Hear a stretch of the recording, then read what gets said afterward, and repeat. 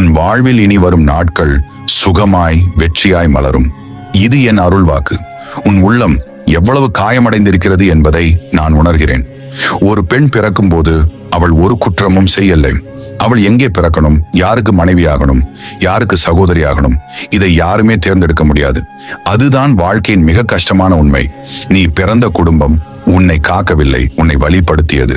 நீ திருமணமானவர், உன்னை நேசிக்காதவர், உன்னை காப்பாற்றாதவர். இது எல்லாம் உன் குற்றமில்லை. இதற்கெல்லாம் நீ எந்த தவறும் செய்யவில்லை. இது அவர்களின் குற்றம், அவர்களின் குறைந்த மனதின் விளைவு.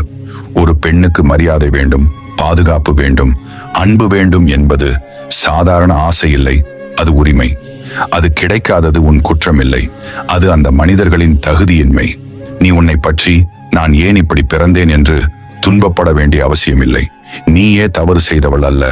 உன்னை வலிமையாக நல்லவளாக வைத்திருக்கிற நானே உன்னை தாங்கிக் கொண்டு நிற்கிறேன். ஒன்று சொல்கிறேன் கேள். இந்த உலகில் யாரும் யாருக்காகவும் இல்லை என்ற உண்மையை புரிந்து கொள்.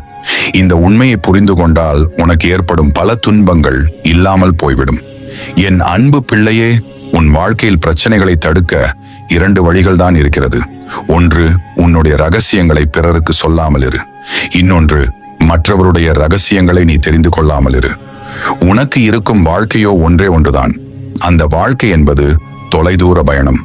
ஆகையால் எல்லாவற்றுக்கும் அவசரப்பட தேவையில்லை.